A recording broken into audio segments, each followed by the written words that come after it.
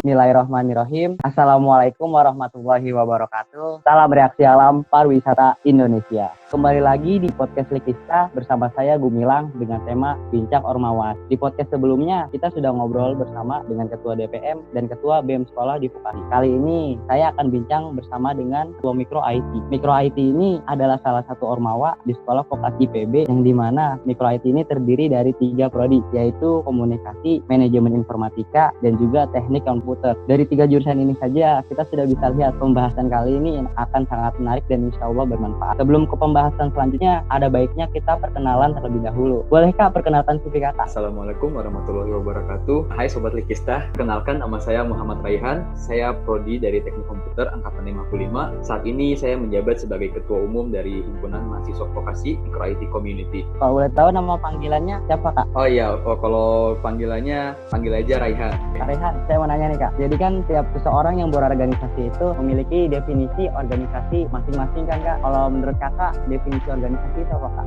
Betul. Jadi mungkin setiap orang itu memiliki definisi organisasi yang berbeda ya.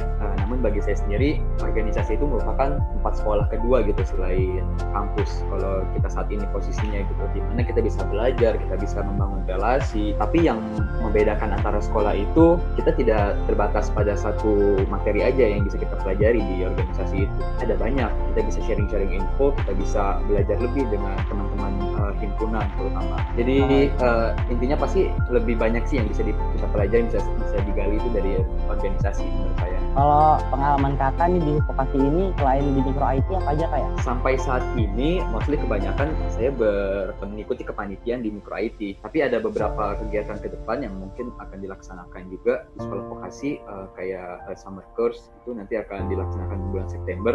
Insya Allah saya jadi bagian dari tersebut. Tapi untuk sebelumnya kebanyakan menjadi bagian di Mikro IT sih, baik itu panitia kegiatan maupun yang lainnya gitu. Oh iya Kak. Kan Kakak kan ketua Mikro IT ini Kak ya. Nah itu kan pasti sebelum menjadi ketua itu ada step by step untuk menjadi ketua Mikro IT ini atau proses perjuangannya. Boleh kita yang sedikit ngasih Kak gimana Kakak bisa menjadi ketua Mikro IT ini? Tentu awalnya mungkin saya sendiri nggak menyangka ya bahwa bisa berada di tempat seperti ini gitu. Maksudnya jabatan seperti ini. Karena awalnya tuh saya masuk Mikro IT tuh ya ingin belajar, ingin sharing, ingin mendapat relasi teman-teman baru.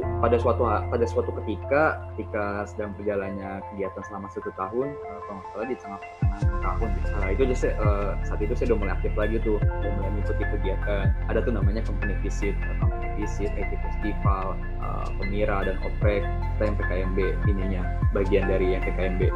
Situ saya udah mulai melihat tuh potensi diri saya tuh, sepertinya asik juga sih, istilahnya mulai ada pencerahan lah.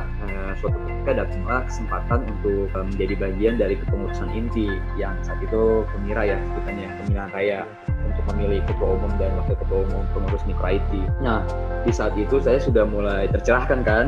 Saya pikir ini langkah mantap awal bagi saya untuk kedepannya berorganisasi lagi nih, melanjutin lagi di tingkat kuliah. Kemudian saya mulai susun tujuan-tujuan saya, bagaimana Mikro ini kedepannya akan dibawa, visi-misi yang saya bangun. Kemudian saya pilih partner yang tepat untuk mendampingi saya selama 1 tahun ke depan. Saat itu saya memilih Vandeme untuk menjadi partner saya selama 1 tahun ke pengurusan di Mikro IT ini. Kemudian kita bicara banyak, menyocokkan konsep, menyocokkan tujuan, dan akhirnya kita kampanye, ayo lo pilih saya segala macam lah, biasa lah ya. Dan akhirnya alhamdulillah, dan ya kepilihlah saya dan Vandeme mewakili beberapa tipis sih, suaranya hampir tipis dengan pasangannya sebelumnya. Cuman ini bukan suatu kesenangan juga sih, tapi ternyata ini juga ya tanggung jawabnya besar juga gitu, karena kan ini tingkatnya beda ya dengan organisasi yang mungkin sebelum-sebelumnya itu masih kecil-kecil ya. Ini kan sudah cukup besar, jadi tanggung jawabnya juga cukup besar. Ini tuh sih untuk gimana langkah hingga menjadi saat ini gitu. Perjuangannya berat juga ya Kak. Ini tuh kayak proses tidak akan mengkhianati hasil gitu kayak. Ya betul bisa dikatakan seperti itu. Oh ya Kak, dalam Mikro IT ini program kerjanya ada apa aja ya Kak? Kita bicara sebelum pandemi atau sesudah nih, karena rancangannya itu berbeda. Sebelum pandemi ini Kak. Kalau sebelum pandemi itu total keseluruhan itu ada tuh, itu termasuk yang RKT dan non RKT. Jadi saat itu ada upgrading, ada oprek, ada pemirah, itu yang untuk non RKT-nya ya. Kemudian yang RKT-nya ada NTE, ada IT Festival, ada sekolah expo, ada vokasi expo, ada company visit, sama satu lagi program kerja gabungan aggregation. Total ada 8 berarti deh kalau sebelum pandemi gitu. Kalau setelah pandemi ini kan, apakah prokernya itu masih tetap berjalan lancar apa gimana Kak? Apakah kau sudah menyiapkan proker baru? Sedikit cerita, sebelum pandemi kita kan sudah memantapkan kan dari segi konsep dan segala macam. Kemudian muncullah pandemi ini kan, musibah, nggak ada yang tahu. Ya kita harus mulai beradaptasi kan terhadap situasi seperti ini gitu. Karena bagaimanapun juga kegiatan harus tetap berjalan, waktu terus berlangsung. Ya kita pangkaslah kegiatan-kegiatan tersebut yang bisa dijalankan, bagaimana yang bisa dijalankan. Terus coba kita matangkan konsep lagi karena mulai tidak bisa bertemu secara langsung face to face. Kemudian kita mulai siapkan dengan cara online gitu. Ada webinar online, ada kegiatan lomba online, pengabdian masyarakat secara online gitu. Ya sih, jadi sampai saat ini sih yang sebelumnya alhamdulillah lancar, tapi untuk yang kedepannya ya seperti biasa ya, sebelum hari itu pasti akan ada struggle yang kita akan temui gitu. Jadi ada tantangan. Insya Allah kita masih bisa coba cari jalan keluar yang terbaiknya gitu. Iya pasti, emang sebenarnya semua ormawa juga sebenarnya bisa kerasa kayak karena ini kan akan online sampai semester depan. Betul. Jadi pasti semuanya akan mengalami masalah yang sama gitu.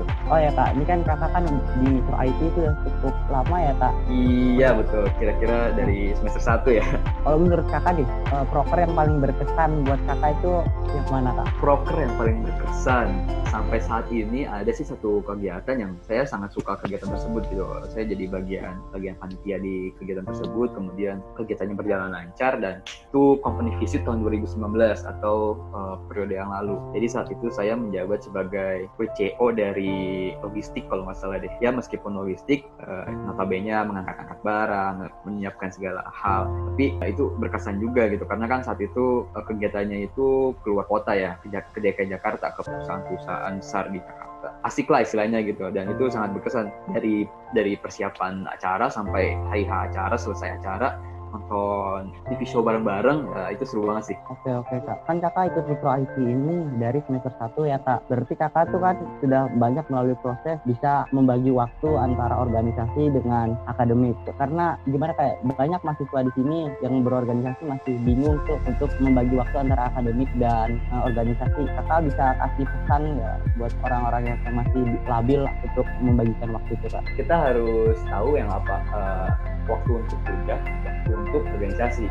Saya sendiri di sini kan PP ya, pulang pergi Depok Bogor, dan ya alhamdulillah waktu itu ada aja. Intinya sih gini sih, ketika ada tugas di organisasi kita selesaikan pada waktu yang tertentu gitu, jangan dibawa ketika kegiatan perkuliahan. Adapun juga ketika waktu perkuliahan jangan bawa kegiatan organisasi di dalamnya. Waktu kuliah itu biasanya jam berapa sih? Paling dari jam 12 sampai dari jam 7 sampai jam 3 atau jam 5 ya. Kemudian habis itu ada waktu senggang, ya mungkin waktu itu bisa digunakan untuk organisasi. Kemudian kalau misalkan ada tugas kuliah ya itu dikerjakan malamnya gitu. Ya jadi pintar-pintar manajemen waktu aja sih, meskipun itu sulit, tapi mau nggak mau kita harus mulai membiasakan disiplin gitu, karena ini kita tuh udah cukup besar untuk bisa mendisiplinkan waktu gitu. Iya benar sih Kak, benar. Apalagi kakak ini kan Depok Bogor ya Kak, lumayan jauh. Ini bisa jadi motivasi buat teman-teman ya. Jadi tuh saya ikut organisasi aja, tugas aja jadi kayak kita bisa membagi uang, jadi tugas bisa lebih cepat untuk dikerjakan gitu Kak. Ya, sebentar aja sih bagi waktu. Selanjutnya kakak ada pendapat nggak Kak tentang mengenai Likista podcast ini Kak? Oke, pertama bagus sih ini podcast ini dibuat oleh Likista nih. Jadi Likista ini kayaknya pencetus nih untuk podcast yang ada di sekolah vokasi nih. Soalnya Mikro sendiri juga niatnya mau bikin podcast dari idenya Likista ini nih. Tapi untuk Likista ini keren banget. Pertama bisa bawa pembicara dari luar organisasi bahkan ya, untuk motivasi teman-teman juga mungkin di dalam internalnya dengan pembicara dari luar kisah sendiri gitu. Kontennya menarik sih yang saya dengarkan gitu, kemarin sempat dibawakan kepada DPM, Jalal dan Gurey ya. Keren overall. Bagus. Lanjutkan. Oh ya Kak, jadi di Likista ini ada jargon kan Kak ya? Ketika saya bilang Likista, kakak bilang salam reaksi alam pariwisata Indonesia. Oke, siap. Likista, salam reaksi alam pariwisata Indonesia. Nah, boleh gantian nggak Kak jargon dari Mikro IT Kak? Boleh. Nanti ketika saya bilang Warwi, kamu bilang We Are Mikro ya. Selama 2 kali, Kemudian nanti saya ngomong lagi, mikro, baru bilang kamu go techno gitu ya. Oh iya Kak, siap. Who are we? We are Mikro. Who are we? We are Mikro. Mikro. Go Techno. Oh, techno. Oke. Itu sih paling nyemak dari itu ya, dari mikro jargonnya. Terima kasih Kak telah menyempatkan waktunya Kak. Semoga teman-teman dapat menambah ilmu, wawasan dan pengetahuan di sini. Terima kasih juga telah mengundang saya berkesempatan hadir di podcast Legista ini gitu. Cukup sekian bincang asik Ormawa dari kita. Wassalamualaikum warahmatullahi wabarakatuh. Waalaikumsalam warahmatullahi wabarakatuh. Saya pernah dengar kata dari seseorang, jika kalian menganggap hidup adalah permainan, maka mainkanlah. Jika hidup ini adalah mimpi, maka wujudkanlah. Jadikan setiap momen adalah momen yang berharga dan harus bisa menganggap semua ini adalah momen spesial buat kalian semua.